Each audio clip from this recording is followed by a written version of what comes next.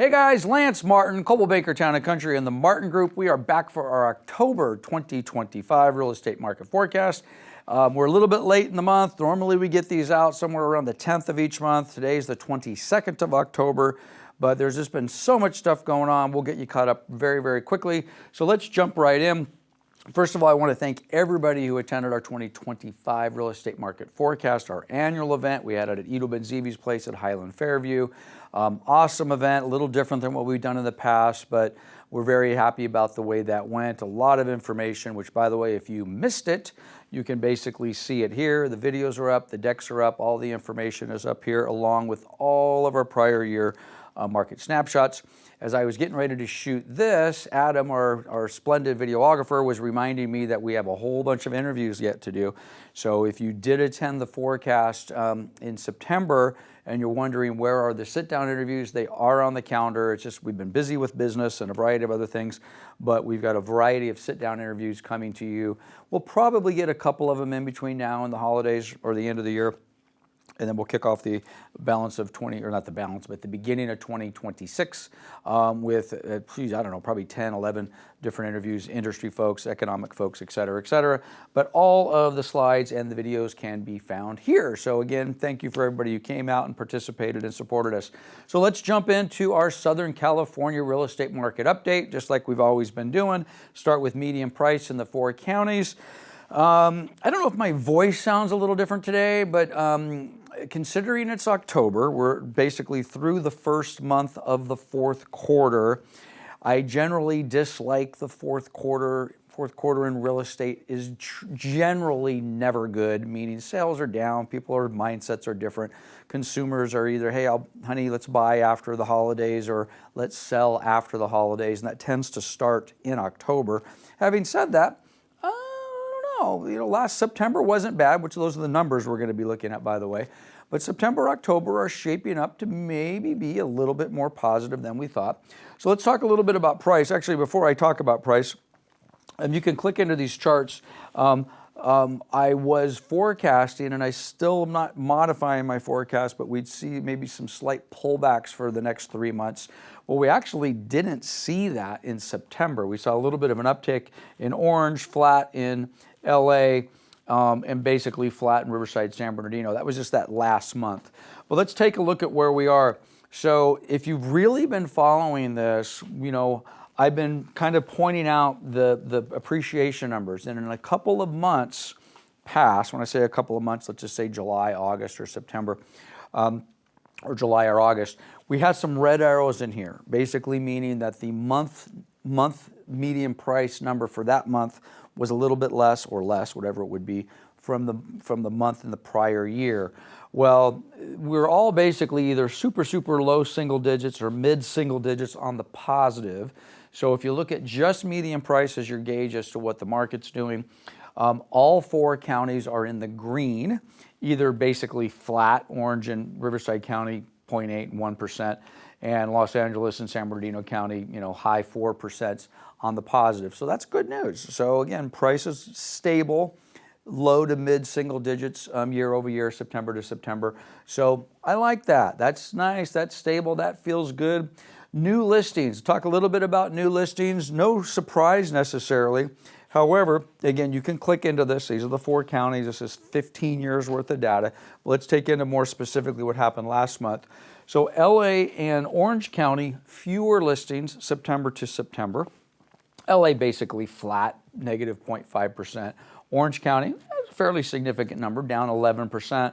But Riverside and San Bernardino County down low single digits with new listings. These are listings that hit the market in the month of September. They were not listed prior to September, so they came on last month. With the exception of Orange County, I'd say that's almost a non-event. It's like, yeah, whatever. Low single digits, in this case, negative numbers. Orange County, a little bit higher. So for whatever reason, the folks in Orange County said, hey, we're not going to choose to come as many new listings on the market as we would have seen previously. Now, the next chart is active listings. These are all of the listings that are in the 4 counties that are on the market, not only in September, but were on the market previously and have not sold. Here's 15 years worth of data. Let's just jump into the more local stuff. Now this is kind of exciting, if you will, because, and you got to remember, sometimes a low number or a negative number is bad or good, or a positive number is bad or good.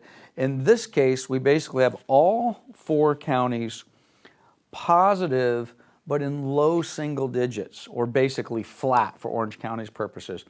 The reason I like this is there's been this discussion, and I've even said it a month or 2 ago, that wow, inventory is building, supply of homes is building, and the buyer demand isn't there. Well, that was true up until basically September. We saw fewer properties on the market. And quite honestly, one of the reasons that all of the active listings on the market is lower, frankly, we had people come off the market. They basically said, I tried this out, this isn't working for me, I'm coming off the market. So the actual supply of all listings on the market compared to a year ago is basically unchanged. I mean, a little bit here, a little bit there. But you know, these numbers, +4, +0.2, +1.3, +6.4, in my world, that's unchanged. Those are insignificant, as opposed to we saw high double-digit numbers, like 30% more, 25% more. So this is very stable. I like this. I like this. If you're a buyer now, quite honestly, you don't have quite as many homes to choose from as you did in the prior month. But if you're a seller, prices are flat, inventory is not exploding, interest rates are a little bit better. We'll talk about that in a minute.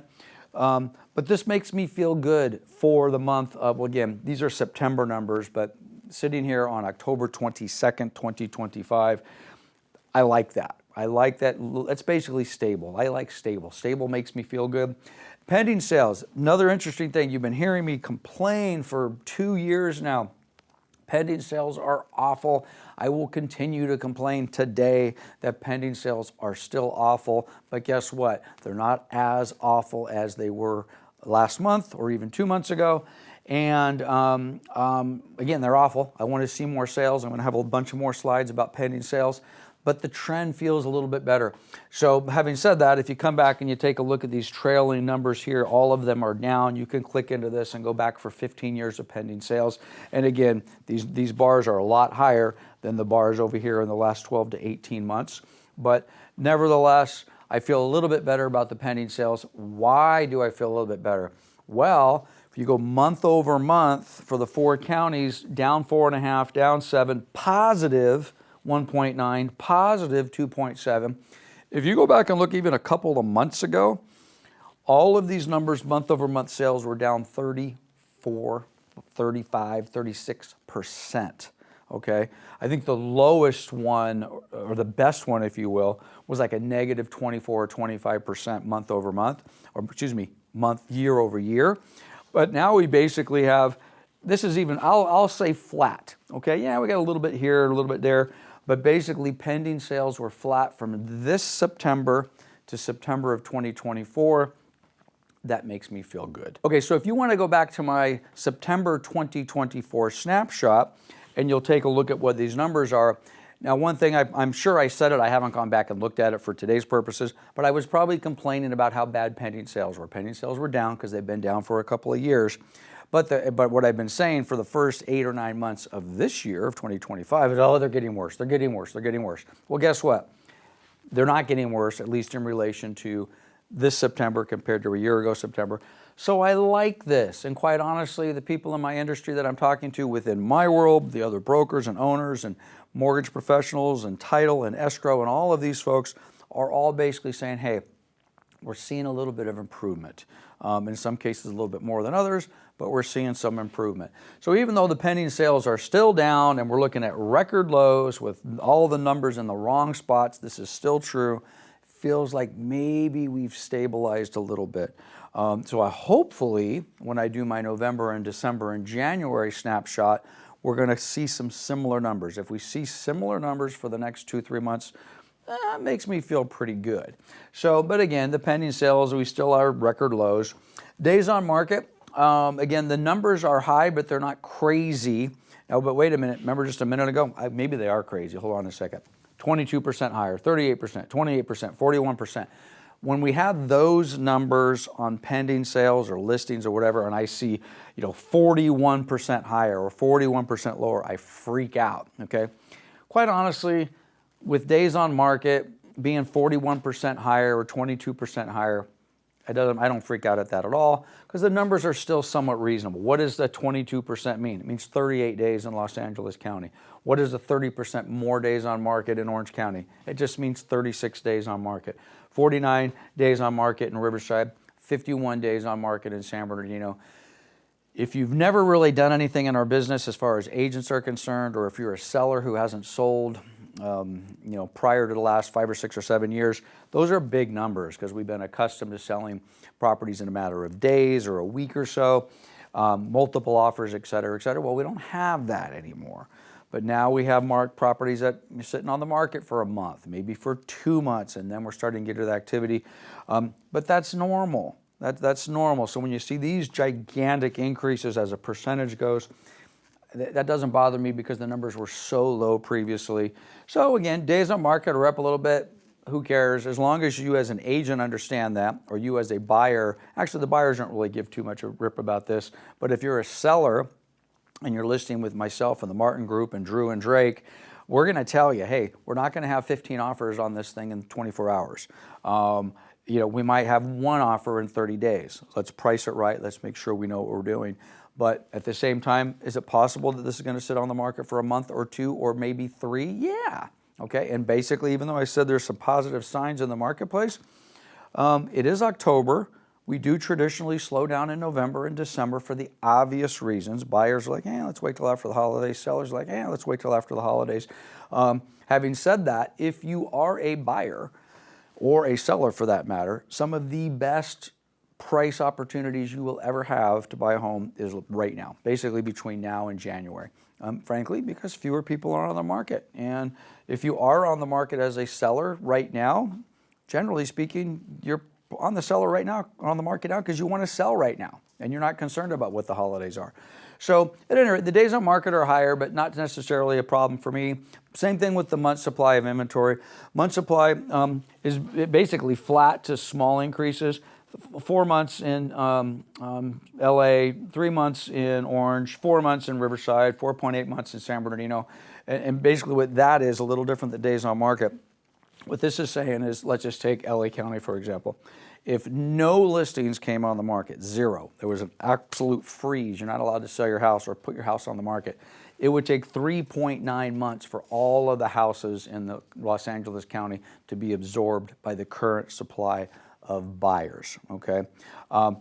Basically 3 months in Orange County, 4 months in Riverside. Same discussion we just had on days on market. Those numbers are a lot bigger, but again, not a big deal. Having said that, we're comparing these things. A few years ago, you had basically 2 weeks of inventory on the market. So anyway, anywhere from 3 to 5 months of standing inventory on the market in the 4 counties that we track. Normal. I don't feel anything, that doesn't give me any heartburn whatsoever. Okay, you've got Jordan Levine, handsome little mugshot up there. He is the chief economist for the California Association of Realtors.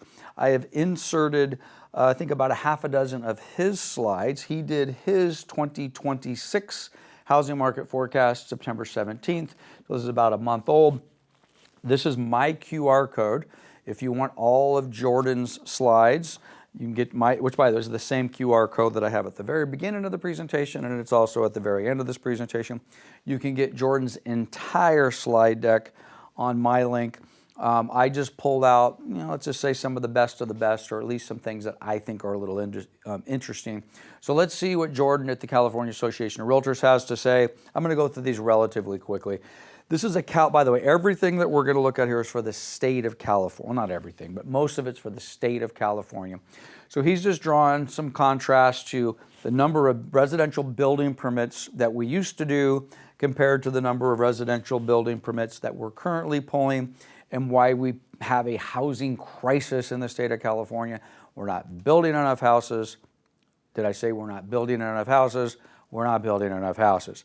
So if you take a look at these permits, by the way, this is per decade. So this is the entire decade of the 70s, the entire decade of the 80s, so on and so forth. This is a projected number for the 2000s. But the bottom line is we're not building enough homes. We're not pulling enough permits, although it's improved a little bit. So that's what Jordan is trying to convey here. We completely agree with that. This one takes a little bit more to explain, but I thought it was kind of worthwhile if you want to take a look at one of our challenges in California. So let me just try to hit the highlights on this. And there are more slides in Jordan's deck that speak to this slide. So if this interests you, go get to the QR or go to the QR code, go back and you'll see some more stuff, or call me if I don't give you a good enough explanation. So I'm just basically going to take a look at the top 3 states here. So you have Texas, Florida, California, and they're basically looking at the number of residential permits, new home construction from 2020 to 2024. So Texas is 1.2 million, Florida 954, and California 559. Okay, there you go. But then this other column talks about population. So with basically about, let's just call it 70% of the population, Florida has 70% of the population of California, and they pulled, double and a half, 2.1, number of building permits. Texas, not quite double, a little less than double. Let's just call it an 80% increase over California. But also Texas has 23 million people in it. We got 39 million people in it. And then, of course, it talks about pricing. So $906,000 is the median price home in the state of California. That's correct. In the state of California, median price home, $906,000. So obviously the message here is they're building a lot more homes in Texas and a lot more homes in Florida. They've got less people, and their price is anywhere from a half to almost 40% of what California pricing is. So again, that's the price of living in California. This is what we get to deal with. But at any rate, I'd love to be able to build more homes, which is really what this is all about. This is a home ownership rate. I just kind of threw this up if for no other reason. I don't always talk to investors in this snapshot, although you are my audience. You're certainly one of my audiences that I'm trying to reach here. But this is just a home ownership rate. United States, 65% of all the properties in the country are owner occupied, which would of course mean about 35% of those are tenant occupied. In California, we're at 55% owner occupied. The rest, of course, are tenant occupied. We are steadily marching towards a majority renter state. Okay, so if you're an investor and you're wondering, I don't know if I want to invest and buy a rental in California, the laws, the state, what politics, whatever it happens to be that you might be concerned about. Well, all of that may be true, but at the end of the day, that number, I believe, from a home ownership standpoint, is going to continue to get lower, which means there's going to be more renters, which means there's going to be more opportunity on the investment side. Just to put that in perspective a little bit, I'm not sure exactly what metrics that Jordan used on this, but these are large cities. It's very difficult to see on the video, I'm sure, but click on the deck and you can do a little bit more, get down here and snoop around. But everything on this side, these are majority renter states. These are majority cities. So you can start to see the cities over here. All of these are majority rental, and these are large cities, by the way. These are not small cities. You've got Los Angeles and Santa Monica and Oakland, Anaheim, which is close to us. So all, again, majority tenants in these properties. So what does that mean to us here? Well, we also do property management. It's one of the reasons I threw it up. Property management is a huge focus on what we do within the Martin Group, and Drew and Drake and myself. Obviously, Coldwell Banker, and almost everything we do here is branded on the sales side with Coldwell Banker, but we are also Cobalt Property Management. And why are we doing property management? Well, this is one of the reasons we do property management, and we've been doing it for 38 years. A little bit more on Jordan's slides with pending sales. This is just reinforcing what I've been saying for the last couple of years. This is how many homes we were selling before on a month-over basis. This is how many homes we're selling now on a month-over basis, and you can just see the pending sales are very, very low. This is their forecast for pending sales. Basically, we're going to end the 2024 calendar year, the 2025 calendar year at about 269,000 homes sold in the state, which was pretty much the same as what we sold last year. So for the last 2 years, 2024, 2025, we basically sold 270,000 houses. It's a lot of houses, but then when you go back and compare it to back here when we were selling over 400,000 homes a year, and if we went back a little farther, we were selling over 500,000 homes a year. This just kind of drives the point home that I've been saying for a couple years now. We're just not selling enough houses. The bad news is the forecast that you're going to see here in a second doesn't really indicate that 2026 is going to be much different. So we're going to continue on that low volume of transactions. I just thought this was interesting. First-time buyers are the lowest level it's been in the state in the last 6 years. Okay, so if you're a first-time buyer, you're not in the market, or at least you're in the last 6 years we're at the lowest level. Fair enough. Why is that? Prices are a little higher, interest rates a little higher. Kind of sort of makes sense. The next slide, oh, by the way, all cash buyers are the highest they've been in the last 13 years. Kind of makes sense, you know. The cash buyers obviously have cash. They're in a better financial position to buy. They're probably not as interest rate sensitive because they're paying cash, all right? So again, 13-year high on cash buyers. And then this one even surprised me a little bit. This is something that I follow, but I must have kind of blinked. Basically in California, the average homeowner is staying in their house now for 15 years. For the first 25 years I was in the business, we always said around 7. It seemed to be about right. Every 7 years people would sell. For the last several years, if you would have asked me before I pulled this chart, I would have said 10, 11 years, which is kind of like right about here. So I guess I hadn't really been paying too much attention to this number since 2022 or 2023. But anyway, the bottom line is 15 years your average homeowner's holding on to their property now.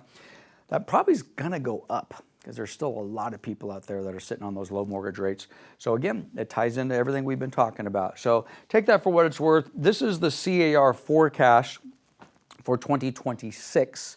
So I look at this stuff all the time. Chris Thornburg gave his forecast. We'll hopefully do a sit-down interview with him in studio to give you guys a little bit more flavor.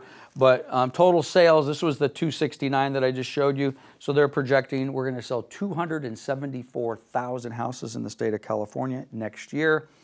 Now, it's more than 269. It's still a shitty number. I need more.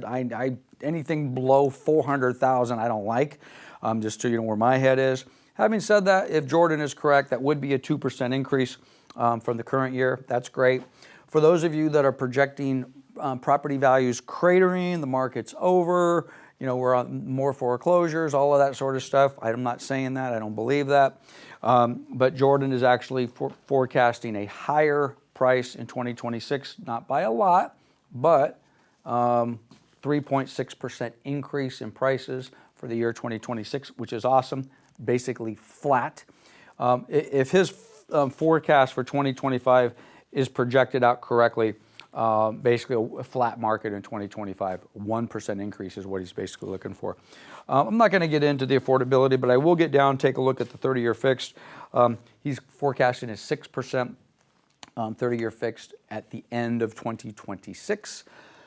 We're basically there right now, which is awesome. So we shall see. As much as I'd love to see a sub 6% interest rate, I don't know if we're going to see that. So kind of right now, let's just say we're between 6 and 6.5. If you have an FHA or great credit, you can be below 6 for sure. You can get below 6. But it is what it is. We're just kind of, it's where we are. So we'll just have to get used to it.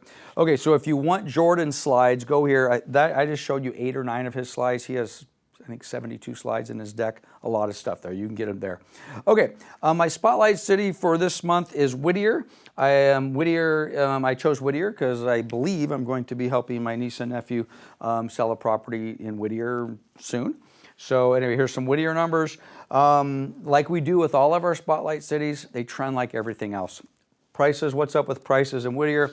837,000 median. That's actually down, let's call it flat, down 0.03% from a year ago.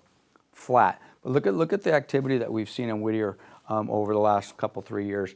So at any rate, prices basically flat. Active listings are up 2%. 2.8%, again, kind of goes back to what we talked about before. Are there a lot of inventory in Whittier? Well, it's up a little bit, but look at what we had, you know, in 2010 and 2012, or even in 2019. We had double the number of listings, you know, 5 years ago than we currently have in the city of Whittier.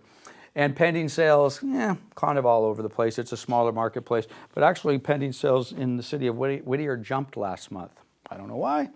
By the way, when I say jumped, it went from, looks like about 50 listings sold to about 70 listings sold. It's Whittier. It's not a huge marketplace. But anyway, so there's your market snapshot for what's going on in Whittier. Okay, interest rates. I told you earlier, I feel a little bit better as far as where the market is. Why do I feel a little bit better where the market is? Because interest rates are a little bit better. You know, Powell came out and did his thing. We saw interest rates improve. Then we immediately saw them go back to where they were. Well, guess what? They've improved again. Basically, this is your 30-year fix. If you kind of take everything and throw it in a bucket, you're just a little bit over 6%. By the way, though, you're getting an FHA loan, you got decent credit, you're going to be below 6%. Okay, so hey, that 5%, that 5 3/4, 5 7/8% interest rate is available. If you are a seller and if you're one of my listings and one of my sellers, I'm going to recommend, hey, let's throw some money, put it aside, let's offer it to the buyer, let the buyer do a buy down, buy that interest rate down, a little bit more affordable, help to get them into the house. Now, I don't even want to point this out, but I'm going to do it nevertheless. This is today, by the way, October 22nd. I pulled this. I don't know where we are at this exact moment, but as of about 3 hours ago, the 10-year bond was below 4% again. It's been a minute since we've been below 4%.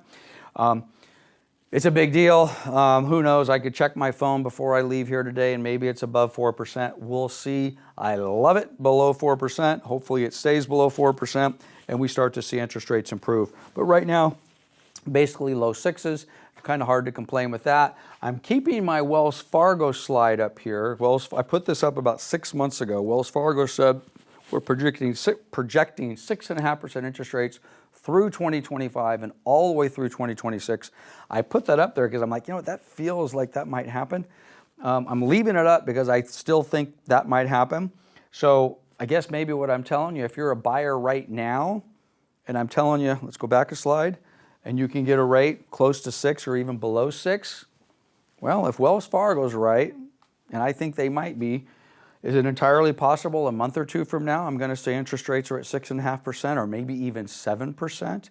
Or like Chris Thornburg said a month and a half ago, could be 9%. Now, he didn't call for a 9% interest rate in 2026, but he called for a 9% interest rate at some date in the future. The last couple of times he did that, not 9, but the last couple of times he said we're going to have gigantic interest rate jumps, he was right. Took him about 2 years to get there, but he was right. So at any rate, Wells Fargo's at 6.5, so we'll see if they're right. It does feel as though we're thawing out just a little bit. I'm going to say the last 30 to 45 days, maybe we've thawed out a little bit with interest rates. Now that they're in the low 6s, so we shall see what happens with that. What's my forecast? I really haven't changed it. Prices up, maybe, maybe not. Flat. CAR said 1%. Fair enough. 1% up, 1% down. Inventory up. Yeah, but we're not up a whole lot. You know, when I forecast inventory up, that was 2 months ago, and we were up 30, 40% month over month, or year over year rather. Well, it's entirely possible we're going to be close to flat, so not a whole lot. Sales volume up, that ain't happening. We already discussed that. Sales volume will be down. Everyone was forecasting sales volume up, and they all missed it, except for me. So anyway, sales volume down. I wish I was wrong. And then mortgage rates, who knows? But hey, there's low 6s. We got to love that. So still looking at vacant listings, paying a lot of attention to vacant listings, a lot of attention to price reductions, and a lot of attention to the buyers that are currently in escrow, that are on Zillow, scrolling around, looking for houses. Hey, honey, you know, we're going to close escrow in 2 weeks we're in escrow at $895. This house looks a lot like ours for $825. What's going on? Those type of things have keeping our attention, and we're paying very, very close attention to that. Good news is, for the most part, prices do seem stable, but what I just described about buyers stalking Zillow that are currently in escrow, it's happening. We had just closed a transaction 7, 8, 9, 10 days before close of escrow. Buyer came in and basically negotiated a $15,000, for lack of a better word, concession or price reduction out of thin air. Literally out of thin air, and seller said, yep, I got it, I need to get this closed, and went from X to $15,000 below X, just like that. And the buyer was the beneficiary of that. So we're keeping a very, very close eye on that. I think that brings us to the end. It does. Thank you for your time. Hopefully, if I don't see you before the holidays, have a great Thanksgiving and Christmas. Having said that, we will be doing our market snapshot in November and December. So we will see you soon. Take care. Bye-bye.